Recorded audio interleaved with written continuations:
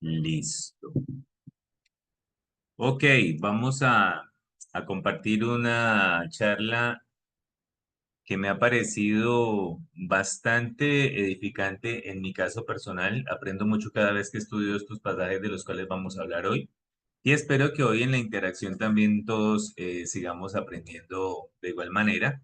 Me pareció tan interesante la forma como Katia, el Señor la llevó a ministrar con el relato de Sí, la creación. Es un tiempo en el que se recuerda todo esto, ¿no? Sí, es algo muy, muy especial, muy lindo, de verdad, muy sí, chévere. Hoy pensé que el tema lleve por nombre necesitados y entonces quise utilizar la imagen de personas obteniendo su graduación de cualquiera sea el nivel. Y entonces pensando yo cómo en realidad cuando alguien obtiene su diploma, ¿sí? Está manifestando públicamente la necesidad de generar un proyecto, ¿sí? Una continuidad en algo. Eso es lo que realmente se evidencia en todo este tipo de ceremonias. Muy bien, entonces con esta palabra en mente quiero que empecemos leyendo Lucas 18 del 9 al 14 y miremos a Jesucristo hablando de la siguiente manera. Dice la palabra que Jesús a unos que confiaban en sí mismos como justos y menospreciaban a los otros, les dijo también esta parábola. Dos hombres subieron al templo a orar, uno era fariseo y el otro publicano. El fariseo, puesto en pie, oraba consigo mismo de esta manera.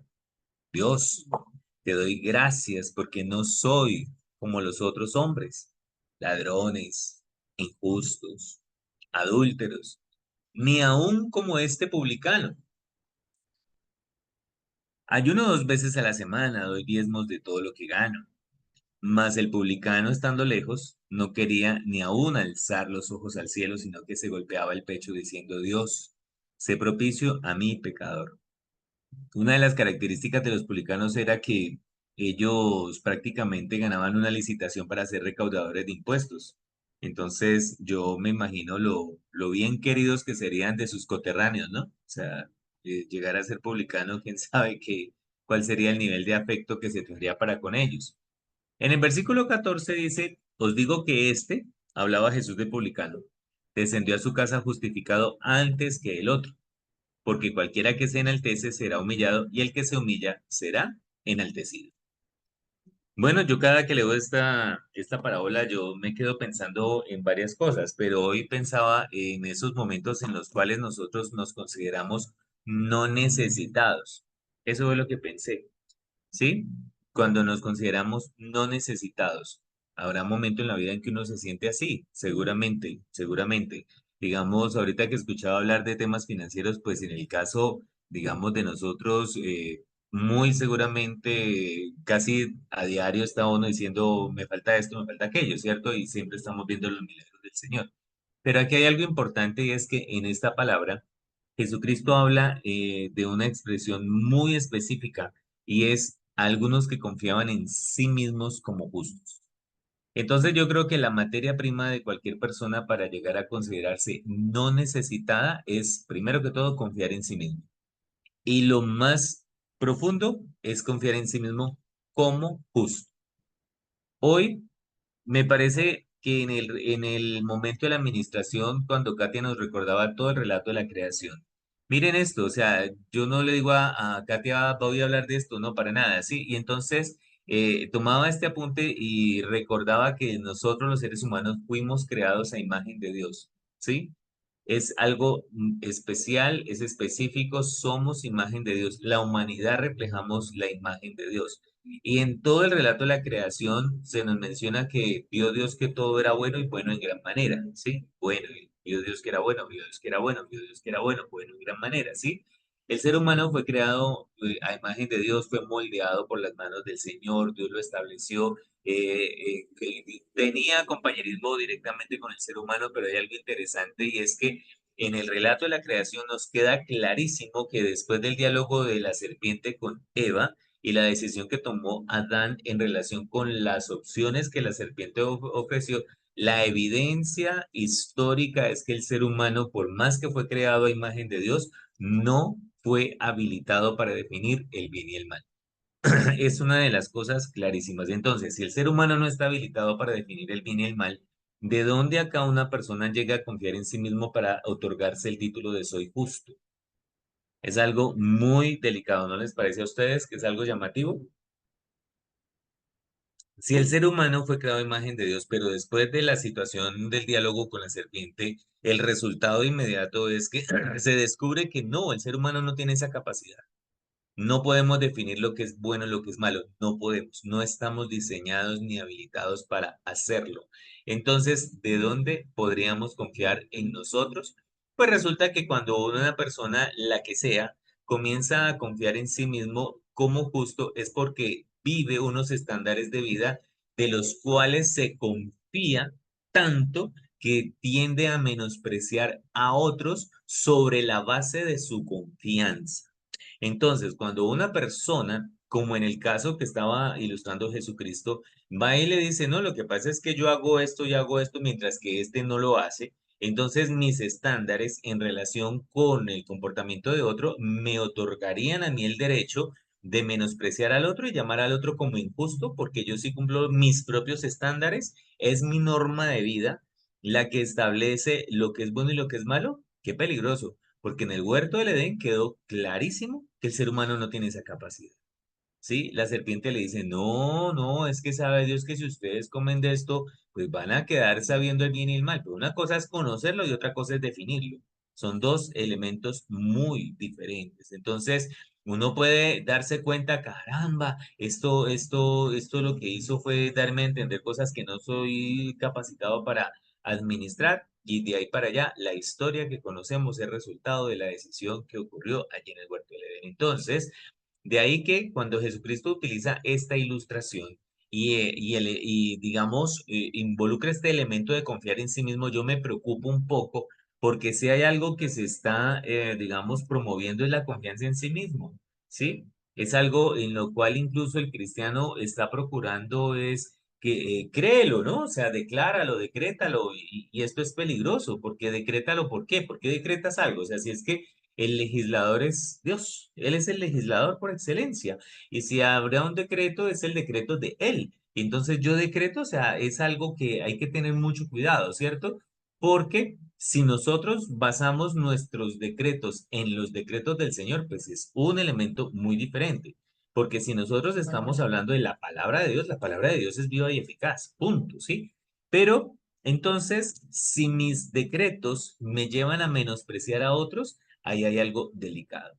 Miren esto, el fariseo, sí, el fariseo puesto en pie, oraba consigo mismo. Esto es una expresión de la cual a mí me pone a pensar bastante. O sea, él no estaba orándole a Dios, él estaba orando consigo mismo. Y entonces yo me puse a pensar, ay, hola, ¿qué tal? ¿Cuántas veces uno habrá hecho eso? ¿Cuántas veces uno habrá orado consigo mismo? Y entonces la oración del fariseo empieza diciendo, Dios, te doy gracias. Entonces, ¿cuál Dios? ¿A cuál Dios le estaba dando gracias? Si estaba orando consigo mismo, ¿sí? Es increíble, o sea, yo no sé si es que es más o menos el tipo de persona que se mira a un espejo y dice, uy, estoy lindo, estoy bello, y entonces como es uno de los ejercicios de la actual programación de muchas personas, mejor dicho, la última rellena del toldo, qué maravilla, ¿sí? Y entonces, qué cuidado el que hay que tener, porque si bien es cierto, yo soy de los que manejan bastante material de liderazgo. Pienso que es tan importante tener cuidado con ese sobreénfasis en la confianza en ti mismo. Voy a leer un mensaje que veo que aparece por acá. Dice aquí, neurolingüística. Sí, señora, así es, exactamente. Entonces hay que tener cuidado porque, digamos, dentro de eso hay materiales que son excelentes que yo pienso que uno puede extraer cosas tan valiosas a la hora de programar, digamos, un nivel de calidad en un trabajo, en el desarrollo de un proyecto, hay cosas que son buenísimas, pero a la hora de llegar a que toda esta programación me lleve a creer que yo soy justo porque mis estándares son tan elevados que me logran justificar, ahí es muy, muy, muy peligroso. Muy bien. Entonces, el fariseo puesto empeoraba consigo mismo. Ay, hola, de verdad que tengamos cuidado de que nuestras oraciones sean oraciones hacia nosotros mismos, me parece que es un riesgo. Yo me quedé pensando bien eso. Esta palabra yo creo que todos la hemos leído muchas veces, pero como la palabra de Dios es viva, entonces la vida siempre está avanzando, ¿no? Entonces yo hoy me quedé pensando en eso, yo oraba consigo mismo, peligros. Ok, bueno, entonces miremos estos elementos acá, miren esto. ¿Cómo era la oración? Te doy gracias porque no soy como los otros hombres. ¿Sí? Entonces, no sé, es que esta expresión oraba consigo mismo diciendo, Dios, te doy gracias. Entonces, ¿qué será? ¿Será que en lugar de colocar esa palabra Dios sería colocar el nombre? Entonces, si yo fuese ese fariseo, sería, uy, Yair, te doy gracias porque no soy como los otros. Sería casi más o menos ese comportamiento. Ahora, la oración que él enfoca, la enfoca hacia estos grupos de personas y empieza mencionando, yo no soy un ladrón, ¿sí? Me imagino que no robaba absolutamente nada. También decía, yo no soy injusto. O sea, hoy te doy gracias. Yo no soy como los ladrones, yo no soy como los injustos. Ni siquiera he sido una persona adúltero. No, no, no, no, yo tampoco soy como este publicano. Y entonces, qué oración, qué ministración, qué cosa tan tremenda.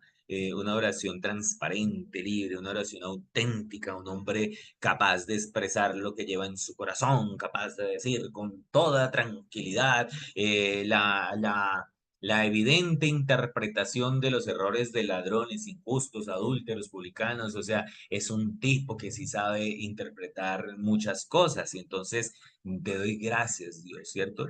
Y entonces, ayuno 2 veces a la semana. Uf, qué maravilla. Ayuno 2 veces a la semana y además de ayunar, doy los diezmos de todo. O sea, qué oración tan poderosa.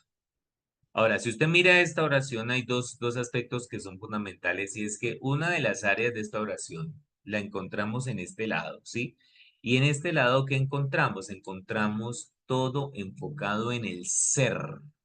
No soy como los que son ladrones, son injustos, son adúlteros, son publicanos, no soy.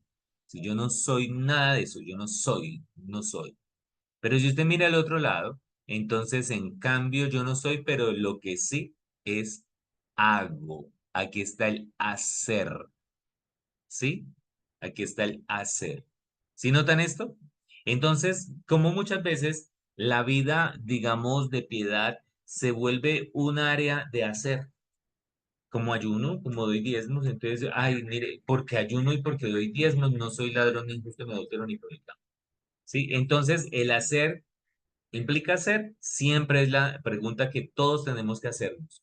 Todo lo que haces implica lo que eres, entonces es tan delicado. Pienso que es de tanto cuidado. El hacer no implica ser, ¿de acuerdo? En muchas cosas. Ahora, aquí el asunto es cómo él mira todo lo que son estas personas y lo más curioso es que Jesucristo vino a salvar lo que se había perdido, ¿sí? O sea, Jesucristo vino fue por estos, ¿sí? Por ladrones, injustos, adultos, por esos, los que son así necesitados, ¿sí? La palabra no dice que él vino por los que hacen esto, lo hacen aquello, practican aquello. ¿Sí notan eso? Entonces, este punto es bastante complicado. Muy bien. Entonces, cuando yo miro esta expresión y me pongo a pensar un poquito, me lleva el Señor a buscar Efesios 2. Efesios 2 nos habla de la salvación por medio de la fe, ¿sí? Entonces, porque por gracia sois salvos por medio de la fe. Y como para colocar la cerecita, dice, y esto no de vosotros, pues es don de Dios. Qué particularidad. Casi que el autor de esta carta entiende y le comunica a sus lectores tres cosas, ¿no? La salvación es por gracia, ¿sí? Esa salvación por gracia es por medio de la fe, y esa fe no es de nosotros, es de Dios, es un don de Dios, qué cosa tan tremenda. O sea, ni siquiera creer que Cristo es el Señor es algo que no hay, no, yo reconocí al Señor. Carreta. Si el Señor nos dio el momento, el Señor tocó nuestro corazón, el Señor vino y me tocó, me reconoció, me rescató, ¿sí? Su obra. Es su obra. Entonces, si algún día tú te arrodillaste y dijiste, Señor Jesús, sí, quiero que seas mi Señor, quiero que estés en el trono de mi vida, ¿sabes qué pasó ese día? Ese día el Señor te quitó del trono lo que no era Él, dijo, yo me voy a sentar acá. Entonces, ahí es un asunto bien tremendo, ¿no? Por gracia, sí, listo, por medio de la fe. La fe no es de vosotros, es don de Dios, es don de Dios. Y lo resalté, ¿no? No por obras, para que nadie se gloríe, no por obras. O sea, yo no sé qué haría, digamos, ese personaje, digamos, ay, yo no soy como los que son esto, en cambio hago tal cosa, ¿sí? Usted sabe cuántas discusiones se dan en los ministerios porque en una iglesia hacen esto y en aquella hacen aquello, ¿sí? Y entonces muchas personas, ay, Señor, gracias porque yo no soy como los de tal iglesia, más o menos, ¿sí? Y es por eso es que yo voy a tal iglesia porque es que en esa iglesia sí hacen y en esta iglesia sí hacen. Ah, yo no sé. No por obras para que nadie se gloríe. Mentira, yo sí sabemos, no por obras, ¿cierto? No por obras para que nadie se gloríe. Y este versículo, o sea, a mí siempre me ha parecido muy llamativo porque somos hechura suya. Sí, lo dijimos desde el principio. Hoy nos ministraron desde la creación, porque somos hechura suya, creados en Cristo Jesús, para buenas obras, las cuales Dios preparó de antemano para que anduviésemos en ellas. Muy bien, entonces, con base en esto, yo quiero que pensemos un poquito acerca ya del publicano, y es que con el publicano me pongo a pensar es en esos momentos en los que entendemos que somos necesitados, ¿sí? Entonces, hablábamos ahorita de cuando pensamos que no somos necesitados, ¿cierto? Entonces, ay, es que yo, y es que yo, mejor dicho, Dios se la echó conmigo, el cielo está perfumado desde que yo recibí a Cristo, eso es una maravilla. No, se cerró la lista cuando yo llegué al cielo, más o menos es el comportamiento de muchos, ¿sí? Entonces, en cambio, cuando entendemos que somos necesitados, hay una característica y es que se guarda la distancia. O sea, una persona necesitada no se siente en libertad de dar el primer paso ni el segundo, no. No, no, no. Y entonces yo pensaba en cantidad de veces en las que yo por lo menos tengo que pedir ayuda en algo. Entonces yo digo, ay, no, es que no es fácil. O sea, nunca, nunca yo creeré que es fácil que alguien le pida ayuda a otra persona. Por eso es que a veces en ambientes, digamos, públicos, cuando alguien aborda con alguna, digamos, solicitud, hasta prestar atención ya de por sí ya es un motivo como de gratitud para algunas personas. Entonces, cuando la persona entiende que es necesitado, no aborda el tema en propiedad. El necesitado no da órdenes, ¿no? El necesitado casi que para pedir un favor es como que exacto, una duda, un temor, como que cuando uno está en necesidad, uno regularmente piensa, y no, yo no creo que me van a hacer el favor. O Entonces, cuando uno llama y quiera pedir o quiera decir, eso exacto. me va, Yo digo que aparece, en la llamada aparece el identificador de uno y dice, ay, no, este ya va a pedir. ¿Mm? o qué necesitará, qué tendrá. Bueno, entonces en Lucas 18:13 dice, más el publicano estando lejos, miren esto, estando lejos, no quería ni aún alzar sus ojos al cielo, sino que se golpeaba el pecho diciendo, Dios, sé propicio a mi pecado. Yo creo que ahí es cuando la persona entiende la necesidad, o sea, cuando entiende la necesidad. Siendo publicano, no era una persona necesitada en finanzas. No, o sea, no, para nada, ¿sí? Porque era recaudador, tenía, digamos, todas las posibilidades de haber ganado la licitación para ocupar ese cargo. Y entonces no era esa la necesidad. Él ni siquiera podía alzar los ojos al cielo. Y de pronto cuando Cristo habla de que era publicano es porque para, digamos, el contexto, cualquier persona que escuchara hablar a un publicano lo repudiaría. Pero en este caso, él ni siquiera dice, no es que como yo soy publicano, no, él dice, sé propicio a mí, pecador. ¿Ya? Entonces ahí es donde yo quiero que usted se ponga a pensar un poquito, de verdad, si en algún momento usted es el tipo de persona que experimenta la verdadera necesidad, ¿cómo la experimenta? ¿Sí? Porque hay personas que en necesidad están haciendo demandas, es que usted a mí no me presta atención, yo he necesitado y usted ni siquiera se entera, yo no sé qué, no, para nada. Ni siquiera hace una oración a Dios diciendo, acuérdate de mí, porque me abandonaste, Dios. No, esa es la actitud, nos dice, no, ni siquiera quería estar cerca. Cuando se entiende la verdadera necesidad, los ojos quedan fijos en el interior de cada uno de nosotros. Ahí está, ese propicio a mí, pecador. Entonces, esto me puso a mí a pensar en que entender la necesidad, la que sea, la que sea, lo debería conducir a uno es una revisión interna, ni siquiera circunstancial, nada. No, yo creo que uno debería de ir a decirle al Señor, uy, Señor, ahorita con este quebranto, con esta circunstancia, con esta problemática, ¿qué es lo que tú quieres que yo revise en mi interior? Porque regularmente en una necesidad, la que sea. Entonces uno empieza a buscar responsables de esa necesidad. No es que fulano me hizo, perengano no me ha hecho, es que ustedes a mí no sé qué y no sé cuánto, y reclamos y reclamos y reclamos, ¿sí? O al contrario, uy, Señor, gracias que yo no soy como los que se comportan de esta manera. ¿Cómo vamos? Espero que bien. ¿Listo? Muy bien. Ahora, esta frase, mira, porque cualquiera que se enaltece será humillado, y el que se humilla será enaltecido. Noten ustedes la expresión cualquiera es, sea publicano o sea fariseo, si se enaltece, será humillado. O sea, el punto no es ay, no, si una persona necesitada se enaltece, pobrecito, es que se enalteció porque es necesitado. No, señor, no, señor, cualquiera.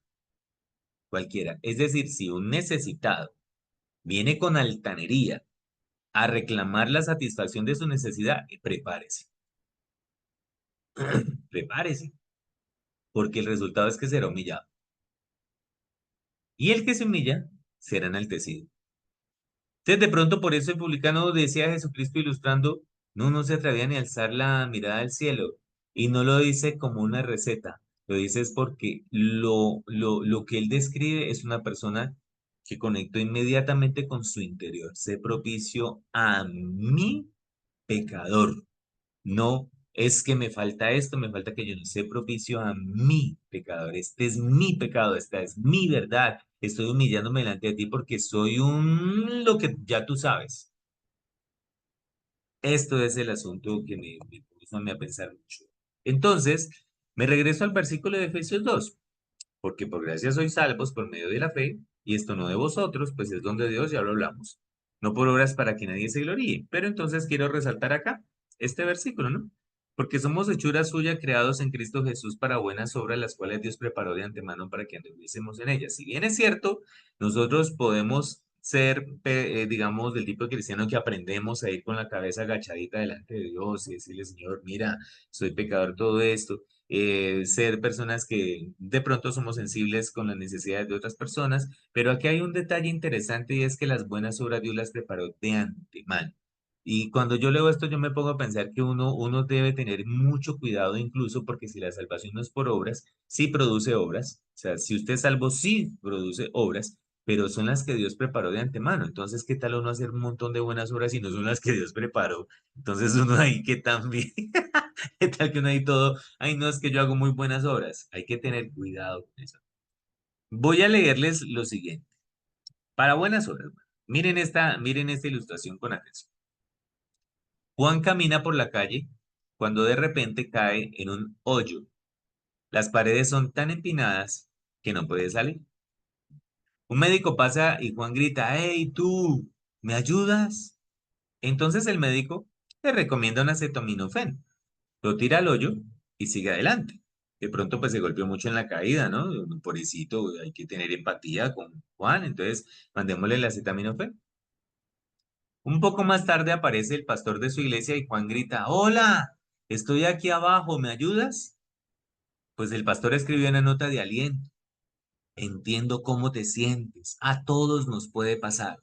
Oraré por ti. La tira al hoyo y sigue adelante. Yo me imagino que el pastor se fue orando, Señor, mira Juan, pobrecito Juan, bla, bla, bla. ¿Sí? Luego pasa un amigo de Juan. Hola amigo, soy yo, ¿me ayudas? El amigo salta al hoyo y Juan le dice, ¿estás loco? Ahora los dos estamos aquí abajo. El amigo le dice, sí, pero yo he caído aquí antes y conozco la salida. Interesante situación, ¿cierto? Vamos a hablar un poquito de esto. Y es que abordando el tema de las buenas obras, prepárese la persona que quiera de verdad participar con estas preguntas. La primera pregunta que podría uno hacerse con base en esta situación de Juan, ¿Qué es una ilustración? Es que pudo motivar las respuestas del médico y del pastor ante la situación de Juan. O sea, ¿por qué el médico y el pastor respondieron de la manera como lo hicieron ante la situación de Juan? ¿Quién quiere dar algún aporte respecto a por qué? A ver, Marianely, bien pueda. Porque, o sea, desde mi experiencia puede que otro no piense así, pero desde lo que yo pienso es que uno siempre ayuda a la otra persona de acuerdo a lo que uno tiene, más no se enfoca en lo que realmente la persona necesita. Ya, muy chévere, excelente aporte. Claro, o sea, sí, me parece interesante. Uno ayuda desde lo que uno tiene y no tanto desde lo que la otra persona necesita. Está chévere, como cuando a don Ramón le regalaron una corbata de Navidad, más o menos. Don Ramón, el del Chavo, ok. Segundo, ¿cómo se pudo sentir Juan con las respuestas del médico y del pastor? A ver, ¿quién quiere hablar un poquito acerca de la experiencia de Juan? O sea, el médico, pastor, ¿cómo se pudo sentir Juan? ¿Qué experimentó Juan?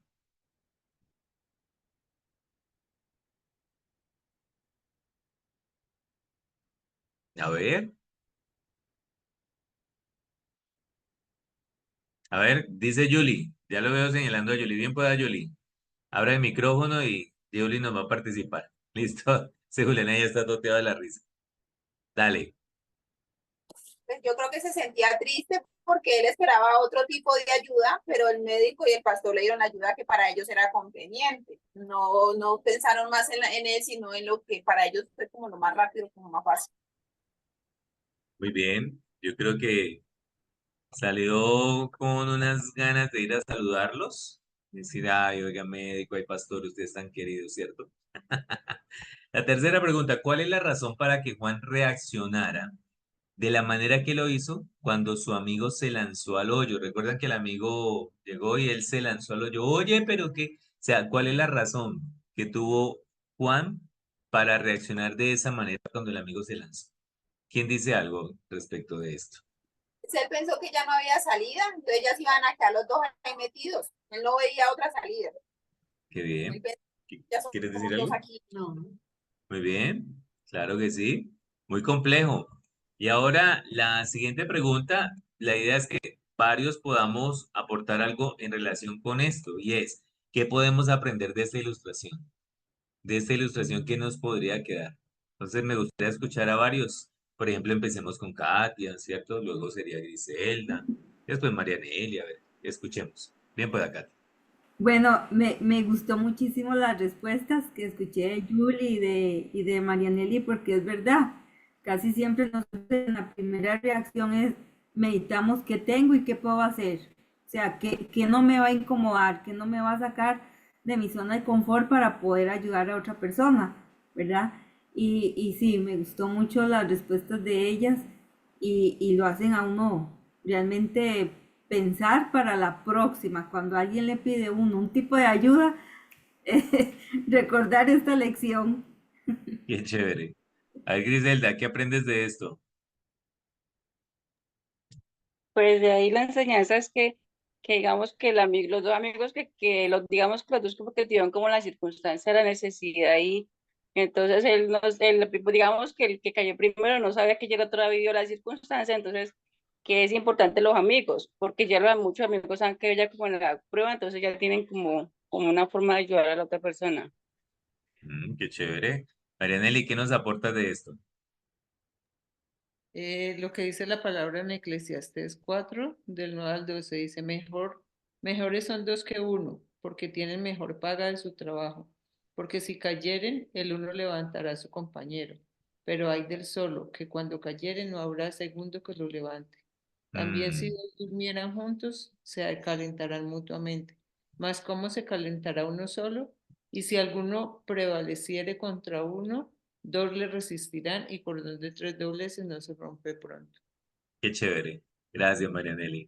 Bueno, y como ya yo le he hablado dos veces, vamos a escuchar a Julián qué aprende de esta ilustración. Jenny me avisa si puede participar, o si no, pues también no hay problema. A ver, Julián, bien pueda. No le pregunte a Julie, velo tan vivo. Entonces, bien pueda. ¿Qué aprendes de esto?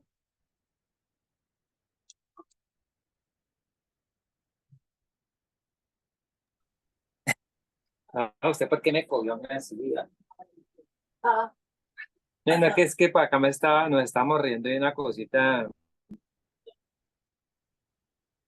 Entonces, ahora le cuento por qué.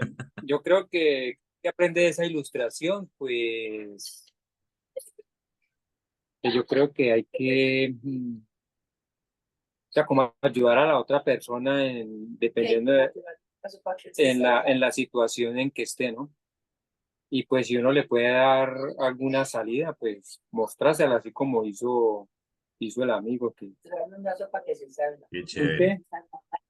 Era lo que dice la... ¿Qué dijo? Traerle un lazo para que es que Claro. traerle un lazo para que se salga un lazo. Claro, lo que claro más que sí. Claro que sí. que lo que deja en la Gracias. ilustración es aprender también lo que es la empatía, es ponerse en el lugar de la otra persona y en los zapatos de la otra persona. Él realmente quiso vivir y demostrar al otro, como decía Griselda, él ya lo había vivido y él le quería enseñar esto de la empatía, es ver Claro que que de sí. verdad saber cómo persona en el momento. Muy chévere. Muchas gracias. Es tan difícil, la situación, digamos, no es tan fácil, ¿no? Yo creo que una de las cosas que nos caracteriza a los cristianos, voy a orar por ti. De verdad que nosotros una vez nos dieron una chela y decíamos que cuando usted le diga a una persona voy a orar por ti, al menos inmediatamente hágalo porque después se le puede olvidar. Sí, es una de las Menos un cosas que hombre, hemos ido aprendiendo y de verdad que orar por otras personas es una responsabilidad del creyente.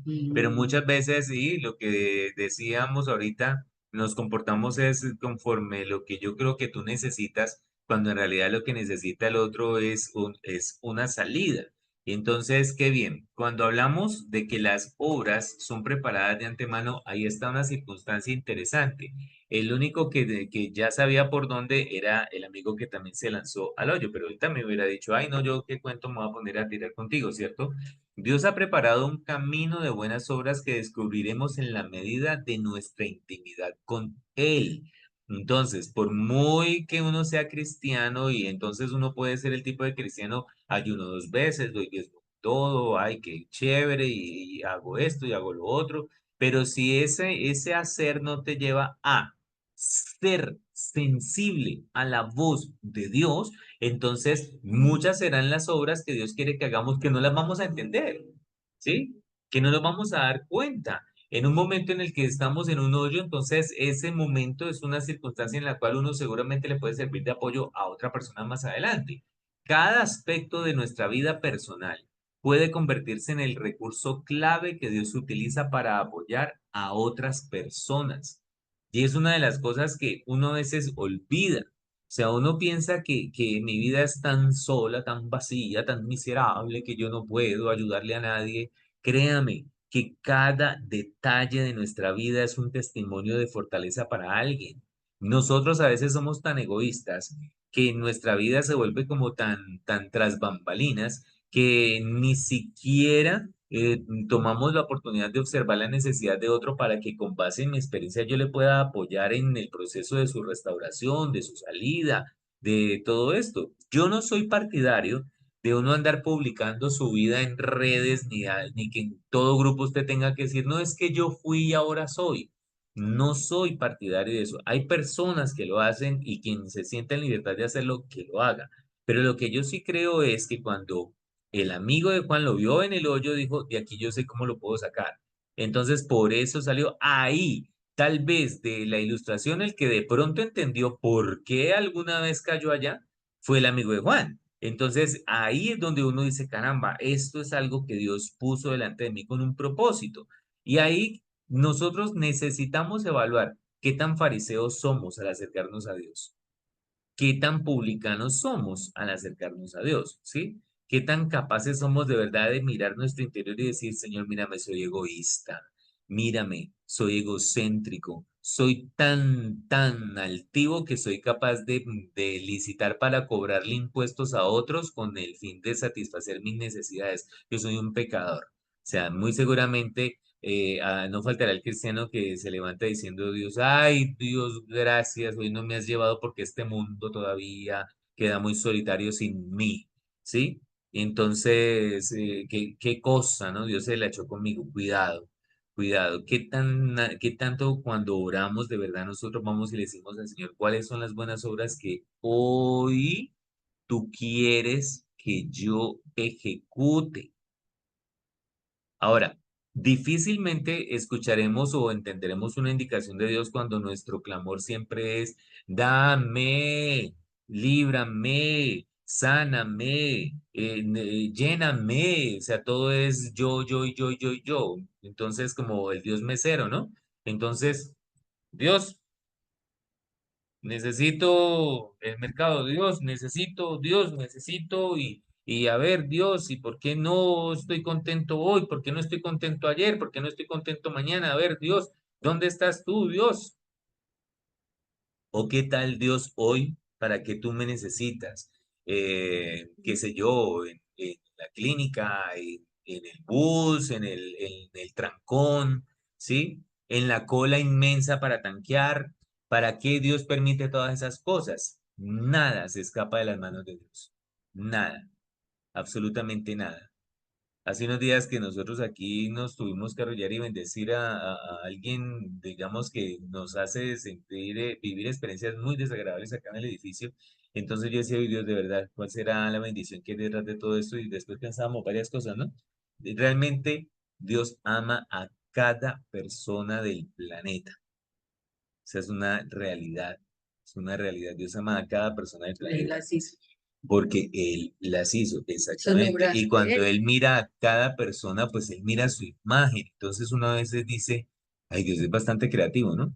Y entonces uno empieza a seleccionar a quienes le parece que sí reflejan más a Dios que otros, pero no, cada persona es imagen de Dios. Entonces, cuando nuestra mirada se fije en la vida de otra persona, que sea para ver en qué le puedo ayudar, esa sería una perspectiva sana. Ese sería un polo a tierra que nos podemos colocar. Pero a veces la gente se fija en la vida de otra persona, pero uy, si te diste cuenta y no hacen esto y no hacen aquello, y es que por eso es que viven así, y es que por eso es que no sé cuántas, y No entonces cambian. no cambian, y no se puede esperar nada de fulano, no se puede esperar nada de perengano, y no sé qué. Siempre han sido los mismos, Fariseos, no han cambiado. correcto. Fariseos. ¿Sí? Gracias, Señor, porque yo sí hago esto, yo sí hago lo otro. En cambio, los demás no. En cambio, una persona, por impía que sea, en algún momento va y le dice a Dios, Señor, me arrepiento. ¿Qué dice Jesucristo? Que hay más gozo en el cielo por un pecador que se arrepiente que por 99 justos que creen que no necesitan arrepentimiento. Entonces, tengamos cuidado. Tengamos mucho cuidado de cómo nosotros nos acercamos al Señor. Saber nuestra necesidad nos permite humillarnos delante de Dios. Aquí yo quiero hablar un poquito del concepto de necesidad. Cuando nosotros pensamos que el humillarnos delante de Dios porque tenemos escasez financiera, todo esto, eso es un derecho que tenemos como hijos, claro, o sea, es decirle, Señor, mira, de verdad, mira, tengo, qué sé yo, escasez en tal área y todo eso, y está bien hacerlo porque Él es nuestro Padre. Pero cada circunstancia de nuestra vida, ya que Dios preparó todo de antemano para que andemos en buenas obras, entonces cada circunstancia de nuestra vida nos debe ser útil para revisar nuestro interior. Porque si las necesidades son externas, de alguna manera Dios las va a suplir. Aún las enfermedades más catastróficas, Dios se place en hacer milagros espectaculares de sanidades, ¿cierto? Pero esa necesidad interior donde nosotros vamos delante de Dios a decirles que yo soy un arrogante, es que soy egoísta, es que yo necesito que tú seas propicio a mi pecado, ahí es donde el Señor quiere que nosotros estemos con la cabeza agachada. Entonces, estar humillados delante del Señor nos abre puertas para convertirnos en apoyo de otras personas. No tiene sentido, a la luz de la palabra, que una persona que proclama el Evangelio, que proclama pertenecer al Señor, venga a tratar a cualquier otra persona como un tal por cual. Eso no tiene presentación. O sea, no tiene presentación. De que entonces yo muy con la Biblia en la mano, muy delante de Dios orando, y entonces luego coge a otra persona y, mejor dicho, lo vuelve no, es que usted es adúltero, publicano, ladrón, injusto, usted es esto, aquello, lo otro. No, eso no tiene sentido. Y no, de pronto sí tiene sentido. ¿Sabe qué? Pienso que sí tiene sentido Tiene un gran sentido. Cuando una persona que profesa el evangelio trata a otra persona como un tal por cual, tiene un gran sentido de urgencia, de ir ante Dios y decirle, caramba, estoy en peligro. Me vas a humillar porque me estoy enalteciendo. Ese es el sentido que tiene. Me estoy enalteciendo, Dios. Y entonces hay que tener mucho cuidado, hay que tener mucho cuidado porque en cada persona nosotros tenemos que ver la imagen de Dios. En cada persona tenemos que ver a alguien necesitado de Dios. En cada persona tenemos que ver el valor maravilloso del Señor mostrando su amor eternamente y para siempre.